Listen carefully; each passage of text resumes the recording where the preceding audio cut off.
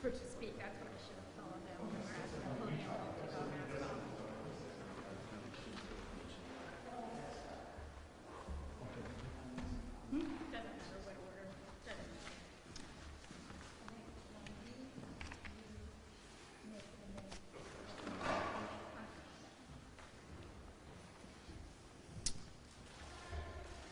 Good afternoon, and thank you all for joining us. I want to thank Dr. Mashika Roberts, Dr. Andrew Thomas, Dr. Bruce Vanderhoff, Dr. Nicholas Kriasoulis, and Dr. Rustin Morse, all that have joined us here today. I wish we were here to share with you good news, but we're not. In a few minutes, you'll hear from Dr. Roberts and the other physicians from each of our hospital systems about the dire situation our community is facing. Our cases of COVID-19 are spiking, both in Ohio and right here in Columbus and Central Ohio. And as we head into winter months without the option of being outside, we expect this to continue and possibly worsen. But there is a way forward, and a chance for us to take control.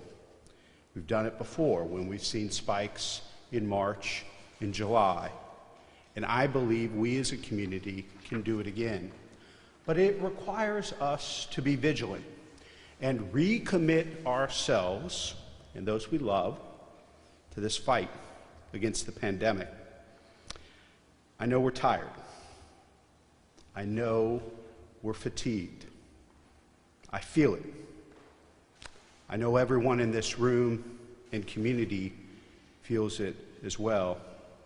But it's not time to quit. First, stay home as much as possible. Avoid gatherings of more than 10 people. And try to keep those to people who you know have also been diligent in their efforts. Wear your mask when you're in public, and when you're at the grocery store, if you choose to go out. Wash your hands. And if you feel sick, stay home. Take your temperature and stay in touch with your primary care physician.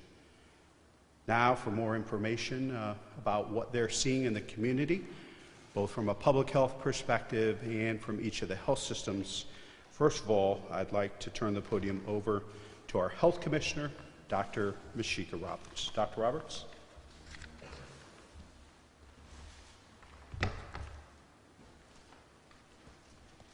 Good afternoon, everyone, and thank you so much, Mayor Ginther, for all of your support through this pandemic. We are now over 7 months into this fight against COVID-19. I don't need to tell you all that these are very trying times. We appreciate all of you for helping us with this war by doing the 3 W's: wearing your mask, watching your distance, and washing your hands. But as the mayor mentioned, we are at a critical point in our fight against COVID-19, which continues to spread and is now increasing in our community. As of today, there are 24,953 cases right here in Columbus, eerily close to 25,000. And we've had 489 deaths of our residents. Again, eerily close to reaching a milestone of 500. Our case numbers are going up again. Our highest number of cases continues to be among individuals 20 to 39 years of age. And we've had 4,000 cases in children 0 to 19. While these age groups often have mild symptoms, can even be asymptomatic, we know that they can spread this infection to others that are more vulnerable, like our elderly population and those with compromised immune systems, who are more prone to serious complications as well as deaths. We also know that this disease has disproportionately affected our minority communities. African Americans continue to be disproportionately impacted.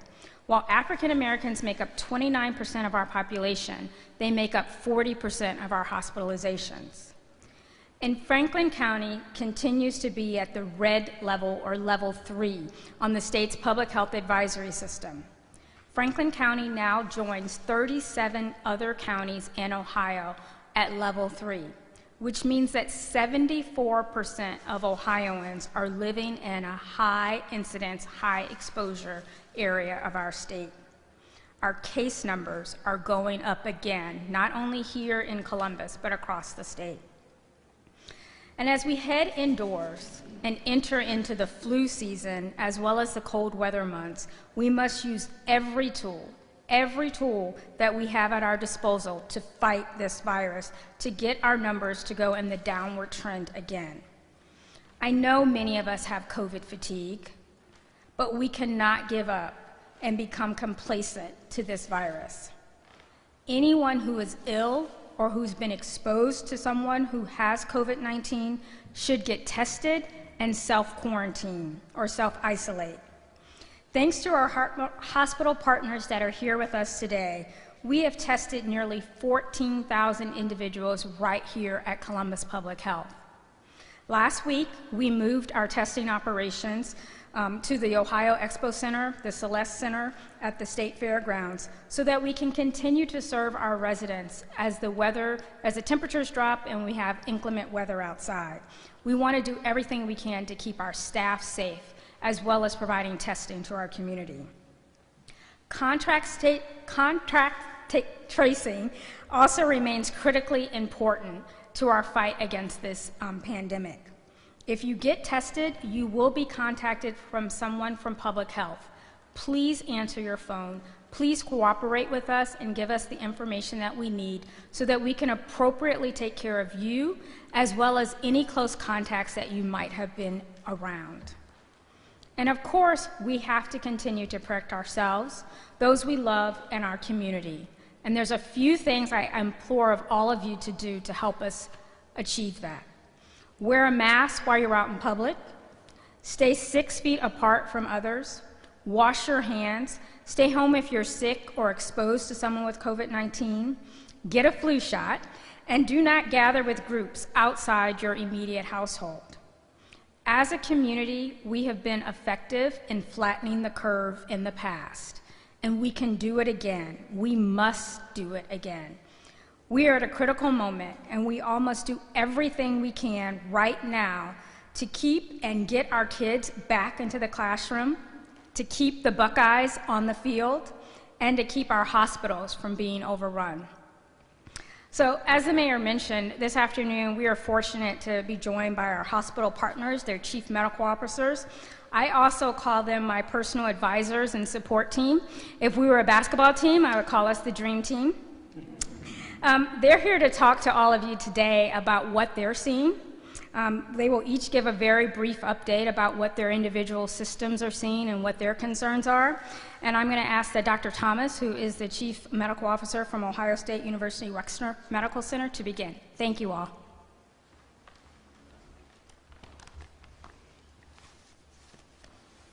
Thank you, Dr. Roberts, and thank you, Mayor Ginther, for having us all here today, and thank you all for being here. I'm going to speak a little bit around the data and the trends that we're seeing across what's called Zone 2. As you know, the state is broken up into 8 emergency management regions for hospitals. Region 4 is here in Central Ohio, and Regions 7 and 8 are Southern Ohio and Southeast Ohio, respectively. I serve as the lead for the Ohio Department of Health for Zone 2 and work a lot with over 40 hospitals across those 35 counties that make up the zone. Every Monday, Wednesday, and Friday at 9 a.m. we have conference calls where each of the hospitals in the zone that have coronavirus patients report in, talk to us about their capacity, talk to us about their census, and any resources they might need. And then throughout the week, the folks here from the Central Ohio Trauma System, which serve as our emergency management agents, are in contact with not just the hospitals, but the nursing homes, assisted livings, and other healthcare organizations across those 3 regions of the state to make sure that everyone has what they need moving forward. As you heard last week, both in the governor's press conferences as well as in what Dr. Roberts' comments today, we are seeing a spike in hospitalized patients. In fact, today is the highest number of patients we've seen in the hospital in Zone 2 since May 9th. May 9th seems like a million years ago in terms of the way this pandemic has gone. In fact, if you take out the ODRC inmates, which are actually at a near low for what we've seen during the pandemic, we actually have the most patients in the hospital in Zone 2 today that we've had on any day in the pandemic, if you take the ODRC inmates out of the data. We've seen a 147% increase in the hospital census just in the last 5 weeks. And as I mentioned today, we're at 94% of our peak census from back in the spring. A couple key differences between now and where we were back in that March, April, May time frame. I will say that the patients are distributed in a slightly different way than they were before. Some of our smaller regional hospitals and community hospitals, they might have had 2 or 3 patients in the hospital. Now they have 8, 10, 15 patients in the hospital in our communities, both around Central Ohio, outside of Franklin County, as well as in the rest of the zone. In fact, Region 7 has had a 500% increase in the hospital census over the past 31 days, and Region 8 today has the highest number of patients they've had in the hospital at any point during the pandemic, with a 422% increase from just 32 days ago. So we're seeing this trend not just in Zone 2, but around the state. Zone 3, which is Southwest Ohio, the Cincinnati, Dayton area, and the counties that surround those, is also at a peak of patients in the hospital. So that's essentially where we sit in terms of the region, and I'm going to turn the microphone over to Bruce Vanderhoff, the Chief Clinical Officer from Ohio Health, to go over what we're seeing here a little more locally in the Franklin County hospitals.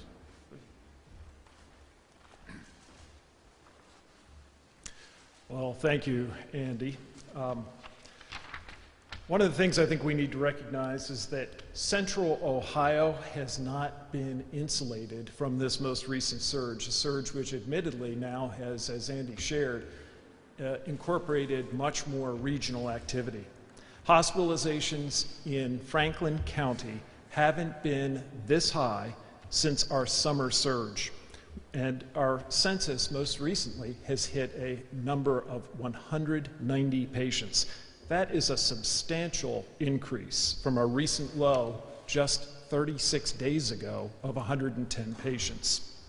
As always, Columbus's hospitals and public health authorities have been working very, very closely together to ensure that even as we see these rising numbers, every patient in our community, regardless of their diagnosis, whether it be COVID-19 or something else, is able to receive the care they need when they need it. Our hospitals are coordinating the transfer of COVID-19 patients from outlying hospitals and emergency rooms to ensure that at any time, none of our hospitals is overwhelmed.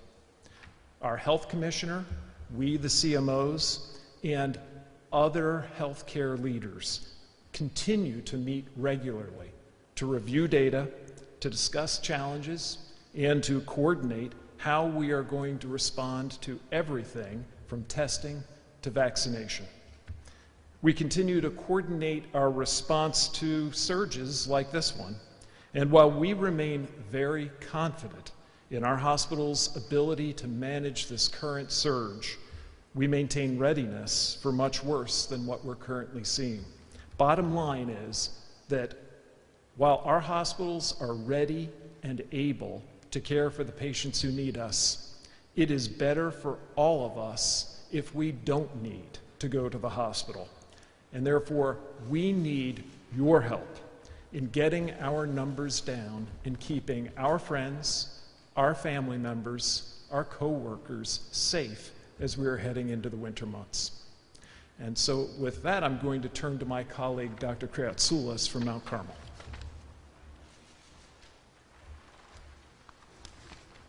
Thank you, everyone, and thank you, Dr. Vanderhoff. You've heard all the data, and you've heard the urgency regarding the data. My comments are reserved to our frontline staff and our first responders. First and foremost, I want to thank, and we all want to thank, every one of our frontline responders and first responders in the fight against COVID-19.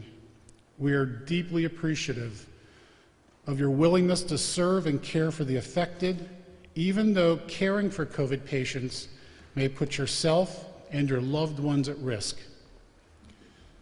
This includes physicians, nurses, hospital support staff, as well as our EMS, fire, police, and those who are risking their lives to protect the community. You are all heroes. We are grateful for your continued service to protect our community and to help slow the spread of the virus. If you are wondering how you can support our frontline staff and heroes, we need to ask that you continue to do your part as a community to curb the spread of the virus. If we remain vigilant and keep our infection rates down, we not only protect our friends and family, but we also protect our frontline staff. We continue to practice social distancing, maintaining at least 6 feet of distance in public settings. Wear your mask as already discussed and protect yourself and others from transmission. Wash your hands regularly. Avoid large gatherings and stay home if and when possible. I know the holidays are coming up, and I understand football and the urge to go see football games, but please remain vigilant. Remember, all games are home games. Less people sick means less people in the hospital, which means less risk to our frontline workers. If all Ohioans come together, we can help slow the spread of this virus and keep our communities and our frontline staff heroes safe. Thank you.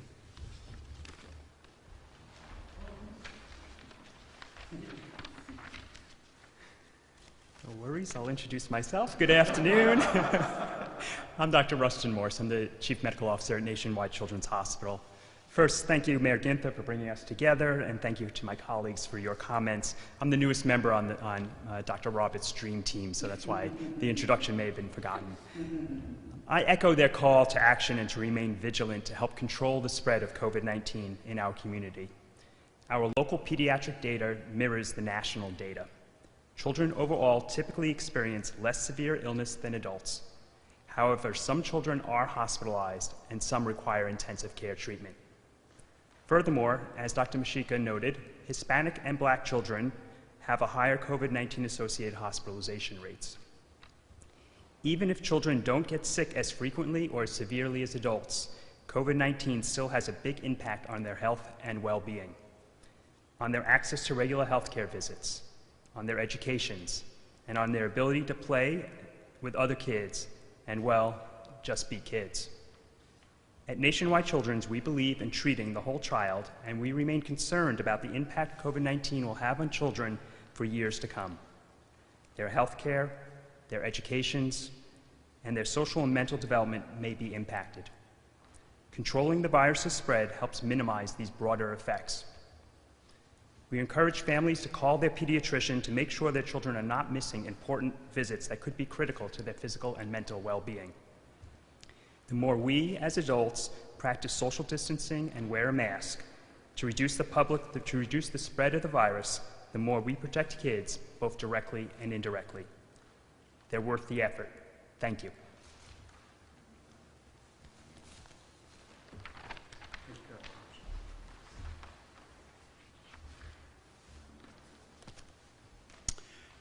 Thank you again to all of these outstanding medical professionals who are part of the community's dream team in fighting the spread of COVID-19 and serving everyone in this community.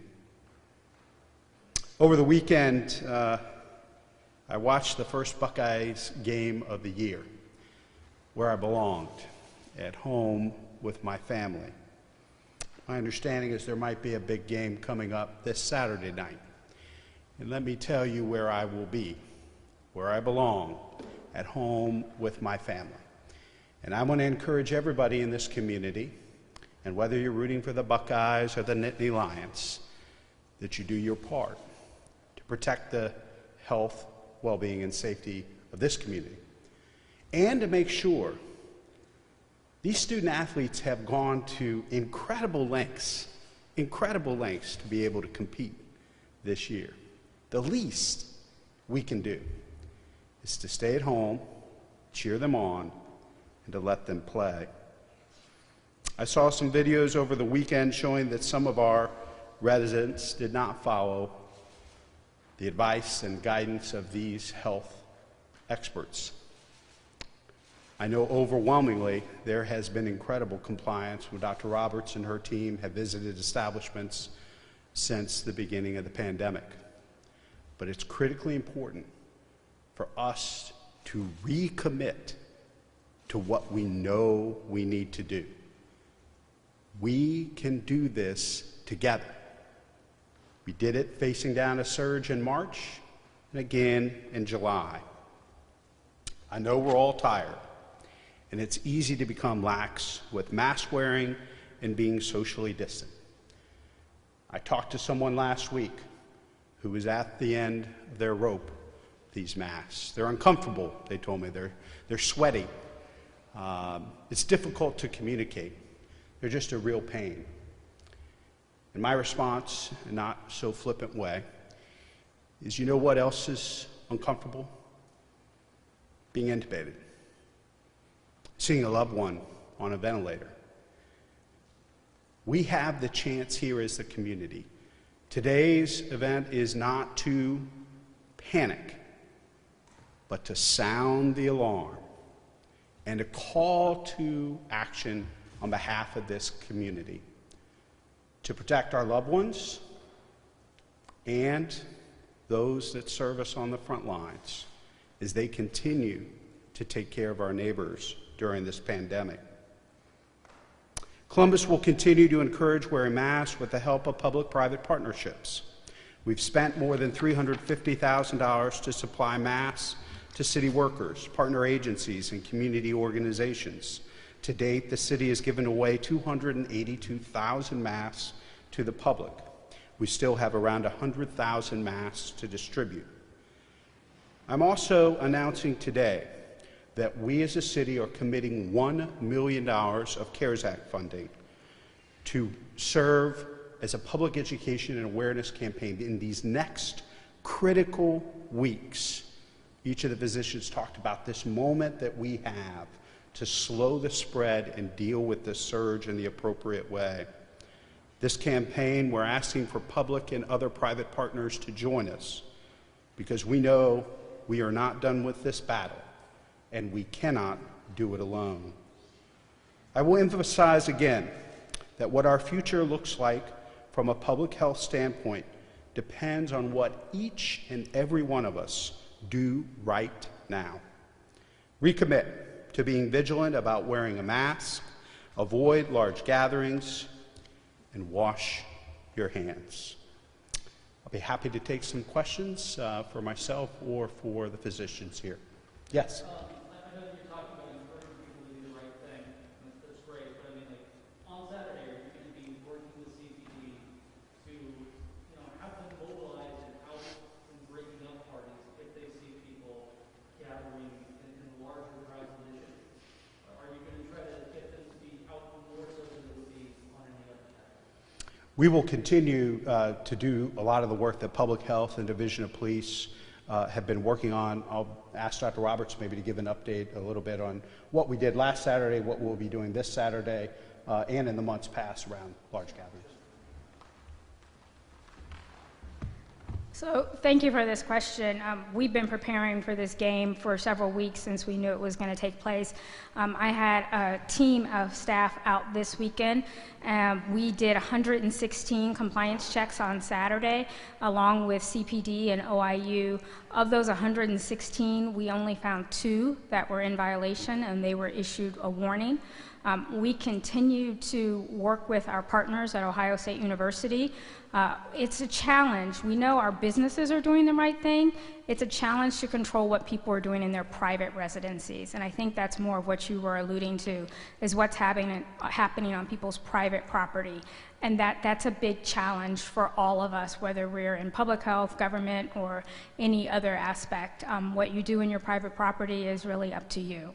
But we will continue to work with our community partners, our businesses, as well as with the university moving forward. Can I get a brief follow-up on that? It would seem that the police should be able to break a party. I mean, they are. They can do that when it's just too loud, right?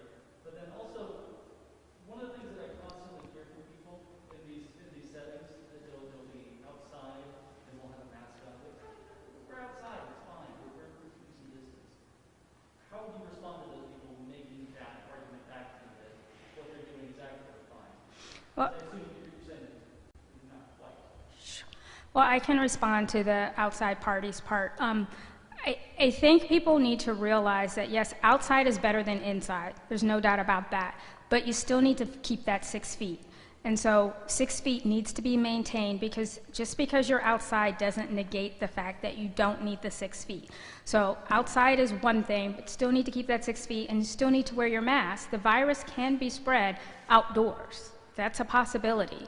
And so we can't forget that when we're socializing with other people. And that's why when you see spectators at different events, you are sitting in clusters with your family members. You're not seated next to someone who's not part of your household unit. That's, again, to maintain that 6 feet, even though you're outside. I have a question for you, Dr. Roberts. About half of Ohio want their kids back in schools, but also about half say their kids have been set back by virtual learning. The governor says that students are wearing masks and distance in classroom. There's not much risk of spread. It's more so happening outside of school. So then, why is Columbus City Schools scaling back this shift to in-person? Well, I think that's a question for Columbus City Schools. The data does show that kids are safe in the classroom, but as we said last week when we spoke to this, and as Columbus City Schools said, they've got a large operation, one of the largest in the state, and it's challenging to try to move 50,000 kids safely into the classroom. And so that's part of the challenges they have. But they are bringing some kids back next week. I want to make that part clear. They are bringing some of their students back next week. We continue to work with them, and we're also working to make sure that they can bring even more students back come January of 2021. When you say there's only 2 violations that were found, does CPH only have jurisdiction inside an establishment? Because what we saw was, maybe people are seated far apart of the bar, but on the sidewalk outside were these huge crowds and very close lines. Is there no enforcement authority over the public sidewalk? Well, I would say that the sidewalk, what we saw, or what many saw on the sidewalk, was a sign that the restaurants were doing the right thing inside the establishment. They were controlling how many people they allowed into the establishment and making sure they were able to keep the 6 feet of spacing from different parties once inside their establishment. So what about what's going on outside? I will admit, outside is a challenge. Outside is a challenge because these businesses have been stretched already, and so trying to maintain the line outside as well as their patrons inside can be a challenge for them. We work with them, we give them ideas of how they can control that, but it's really, a lot of it is up to our behavior and how we maintain the line, and so we try to keep the social distancing. But we do encourage our businesses as best they can to control the lines outside, but most importantly, we're worried about how they control the atmosphere inside their establishment. With regard to some of these large gatherings that I know the mayor referenced outside of people's houses on game day, some 50 people, maybe even more, how concerned are you that that will lead to an even greater spike? And if there is a spike, when would we start to see that from Saturday's game? Well, any gathering of any size greater than 10 concerns me, whether it's on game day or any other day. Some of the pictures I saw over this weekend, I'm very concerned, and I would anticipate that if it leads to more cases, we would start to see that increase in the next 5 to 7 days from now, or from Saturday. And is there a concern that those cases would then spread into the greater community, for example, just off campus into Columbus and Franklin County? Whenever there's one case, there's a concern that there's going to be more cases as a result of that. So whether they're just isolated on campus, we know that many of our students and even those who attended the party aren't on campus. They're living elsewhere and they're working elsewhere, and so it could spread anywhere in the community. So yes, there is a concern that it could spread outside of the campus area. I guess the one point I would add, I know we've talked a lot about football here today, and I've done my part, but this surge that we're seeing is not because solely of Ohio State football.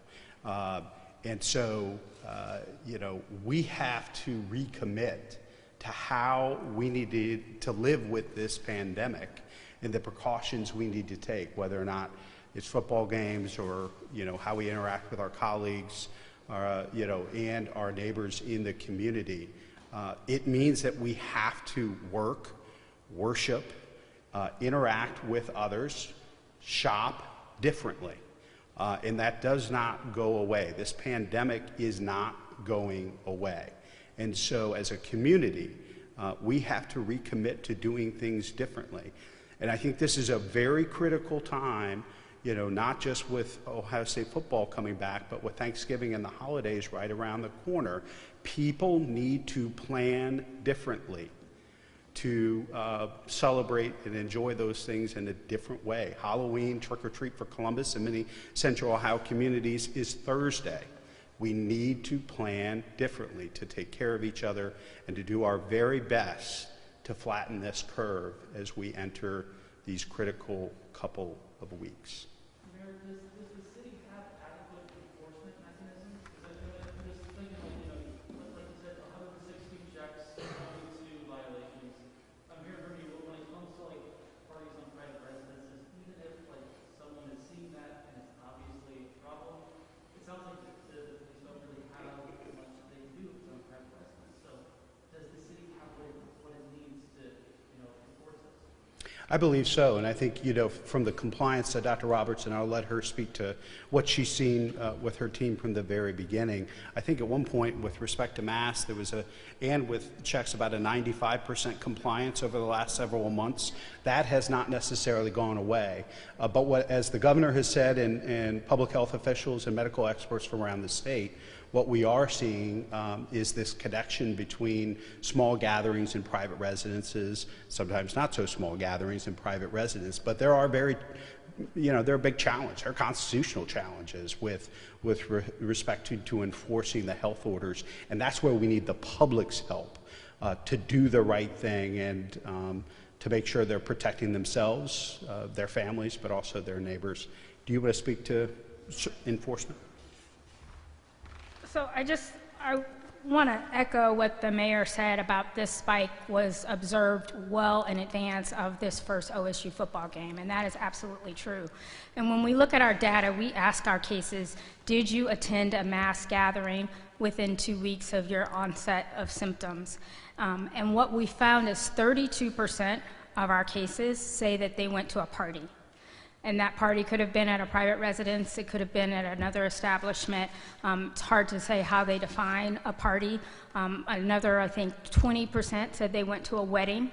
So these are individuals who are going to gatherings. Mass gathering is anything 10 people or more. That's the part we need to control. That's the part we really need to discourage our residents from partaking in. And what people often think is just an innocent little gathering with a few of their close friends ends up being an outbreak with many, if not all, of their close friends that attended that party. So again, we are really encouraging our residents to rethink your plans for Halloween, keep it with just your household members, rethink any plans you've already made for Thanksgiving, making sure that it's just your house members, as well as rethinking Christmas and any other holiday between now and then that people are going to be celebrating. These are challenging times, but we have to start behaving differently. We cannot go back to life as we knew it before February and March of 2020. And then the compliance checks, I will just add, we continue to go on complaint-driven compliance checks as well as random compliance checks with CPD and OIU for bars and restaurants. And what we found is the majority of our bars and restaurants have been in compliance, whether it's been with masks for not only the employees, but also the patrons, or with social distancing. Yes, early on, we had some challenges with some of our establishments. They were learning. This was a new way of behaving, a new way of doing business. But since those first few weeks back in May when the state reopened, we have found much more compliance with many of our businesses. Again, it's a 95% compliance with restaurant and bars as well as with mask usage.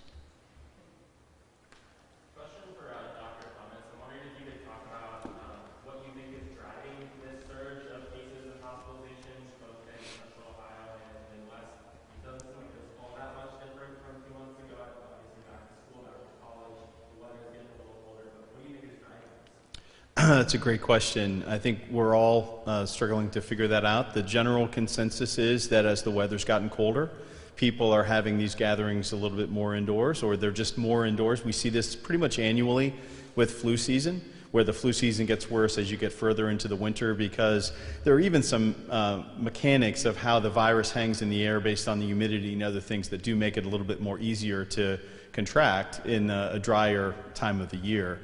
But it's most likely people coming indoors. There's probably some impact of those K through 12 cases that Dr. Roberts was mentioning in younger children, when those folks who may be less symptomatic or asymptomatic might be around an adult. But it's not like there's widespread transmission within schools or within the classroom itself.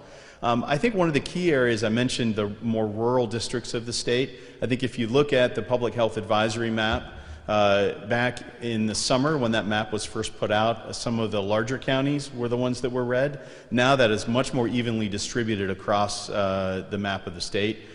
For a number of weeks, Franklin County was in the top 10 of cases per capita.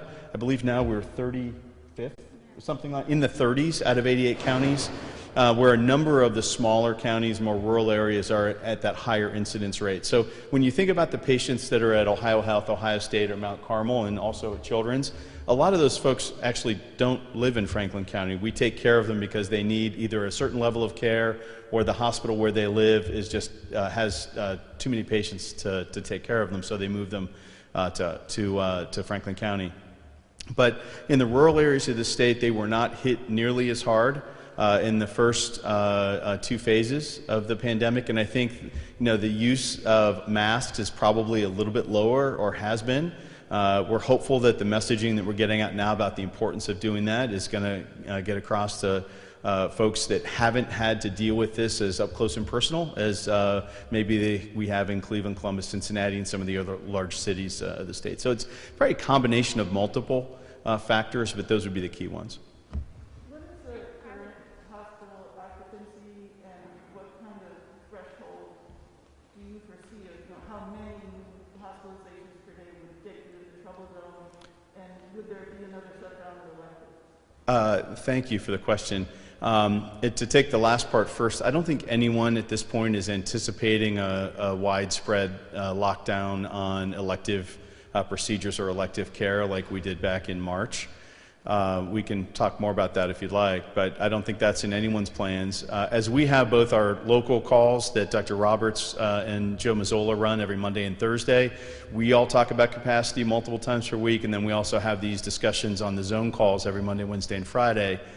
At this point, I'm not hearing from anyone that they feel their entire hospital is too full. All of us, at least of the hospitals represented here, would say we have surge capacity inside our facilities, both in terms of maybe a unit that's been closed or some beds that are under renovation that we could bring back into operation in order to meet a surge of patients. That being said, we are also anxious that if it doesn't peak and start coming back down, at some point there is a breaking point. But we are far from that, Carrie. I think that we are preparing for the worst case scenario, but at this point we are not more than just in preparation mode.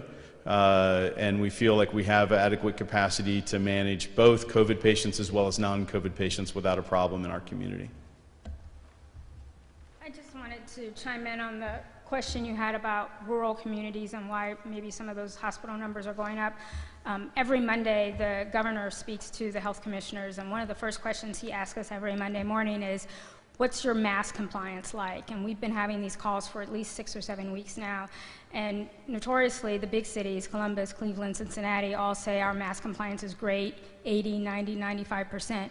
But the smaller jurisdictions have been struggling with mask compliance. And I think what they're seeing now in their cases is a red flag for them, like, oh my goodness, and they're starting to get more compliance among their residents. But if you recall, we were seeing a significant spike here in Columbus in late June, early July, and the mayor called for a mask order on July 3rd. We saw a significant decrease in cases here locally once that mask order went in place. And so we used that tool, it was effective.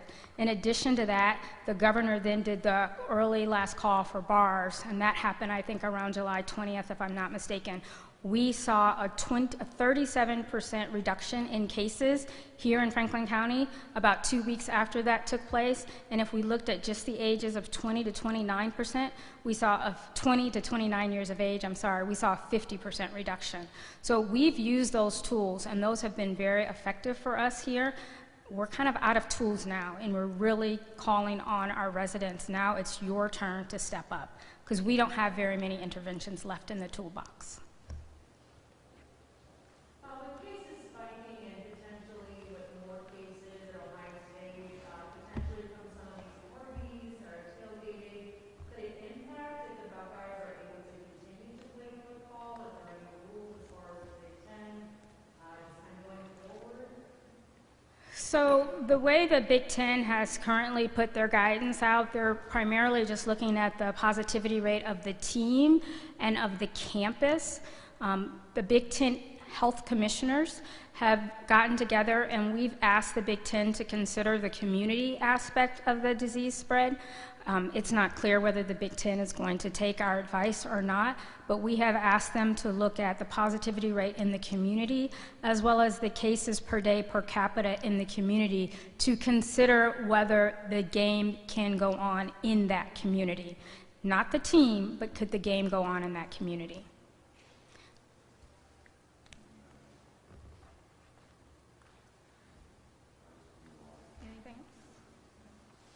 Thanks, everybody.